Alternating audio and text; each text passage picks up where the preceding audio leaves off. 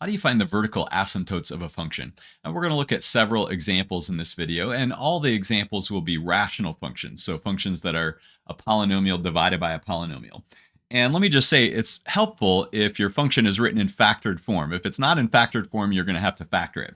So let's look at this first example. F of x equals x plus 3 times x minus 1 over all this right here. What are the vertical asymptotes? Well, any number that makes the denominator be 0 is going to be a place where the function is undefined. Now, it could be undefined for one of two reasons. It could either be a vertical asymptote at that value, or there could be a hole in the graph. And how do you tell? Well, at x equals 4, right, when we plug in 4, we get 0 down here. We're going to have a vertical asymptote, and that's because we don't have an x minus 4 factor up here. So we'll have a vertical asymptote at x equals 4. We'll have another one, x equals minus 2. And another one, x equals 7. But at x equals 1, since we have x minus 1 here and x minus 1 there, we're going to get a hole in the graph at x equals 1. Now, let me just say, really, for vertical asymptotes, you should put more than just 4 or negative 2 or 7. You should put x equals, because a vertical asymptote is really a vertical line. And the equation of a vertical line is always x equals something, just like a horizontal line is always y equals something. So write it as x equals 4, x equals minus 2, and x equals 7. Those are the vertical asymptotes. Now let's actually look at the graph of this in Desmos. So I've graphed it here. Here's our function f of x. Notice that we have a vertical asymptote at x equals 4. I can even type it in here. X equals 4. Notice that gives us a vertical asymptote. Okay, we also have one at minus 2. X equals minus 2. And we have another one at x equals 7. Okay, now at 1, we don't have a vertical asymptote. Okay, what is happening at 1? Well, at 1, let me get the rest of these asymptotes in. At 1, we actually have a hole in the graph. Okay, notice that it says 1 undefined. Now, Desmos doesn't really show you the hole when you draw it in, but there's a way to kind of force make what the hole is, but it's a little tricky to do. But anyways, there's a hole in the graph there at 1, not a vertical asymptote. So again, that x minus 1 factor canceled with something up there, so we get a hole in the graph rather than an asymptote. Okay, let's look at another example. F of x equals x plus 3 over x times x plus 3 times x minus 8. Now, we're going to get a hole in the graph at x equals negative 3. Okay, there'll be a hole in the graph. Now, what are the other ones? Well, we'll have x equals 8 is a vertical asymptote. What about this right here, x? Well, remember, we're trying to figure out what values of x make the denominator be 0. They would be 8, right? If you plug in 8 there, that becomes 0. If you plug in negative 3, that becomes 0. What do you plug in here that would make that be 0? Well, it's x equals 0.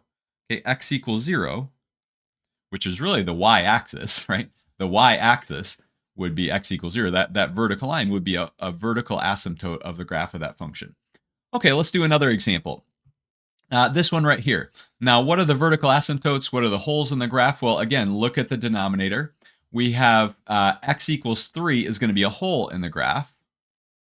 I'm sorry. X equals 3 is going to be a vertical asymptote of the graph. What about negative 4? Well, notice this will cancel with this, but we still have one left over down here. And so we're not just going to get a hole in the graph. The fact that even after canceling these, we still have one more left there, that means that x equals negative 4 is going to be a vertical asymptote. Okay, so we have x equals 3 and x equals negative 4. And what about this? Are we going to get like 5 or negative 5? Will that be the vertical asymptote? Well, again, what value of x makes this be 0? What value can you plug in? Well, 0 itself. You can think of it as 5 times x minus 0. Right? So it's x equals 0. Again, the y-axis will be a vertical asymptote. Now, what are the holes in the graph? Well, there's actually no holes in the graph. So I should put none right here. Okay, no holes in the graph for this function. Now, you might wonder, what about this x plus 19? Well, what that really tells you is that negative 19 is going to be a 0 of the function. If you were to look at what's f of negative 19, the output would be 0. If you plug in negative 19 there, in fact, everywhere you see an x, you'll get 0 on the top and you'll get some number on the bottom, but 0 divided by whatever that number is will be 0.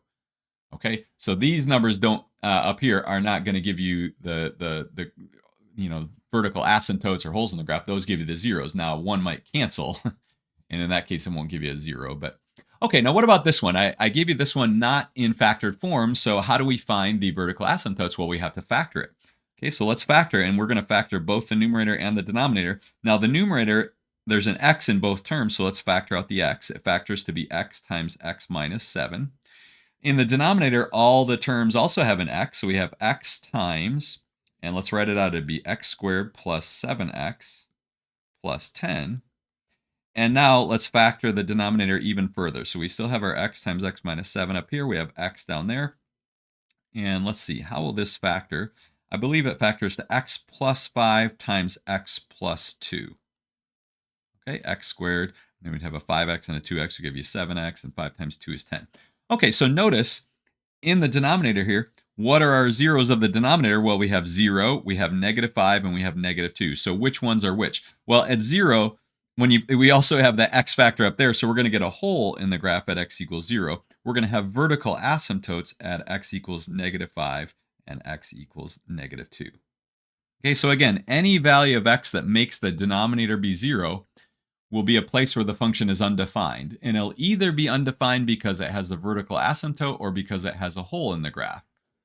And it will have a vertical asymptote if, after canceling all the common factors, if you still have more of those factors down here, that's going to give you a vertical asymptote. Okay, but if all of the factors of it cancel with something up here, like this x cancels with this x, that means that 0 is not going to be a vertical asymptote, but it's going to be a hole in the graph. Now, in a case like this, after canceling, we still have that x plus 4 factor in the denominator, so we're going to get x equals -4 will be a vertical asymptote of the graph.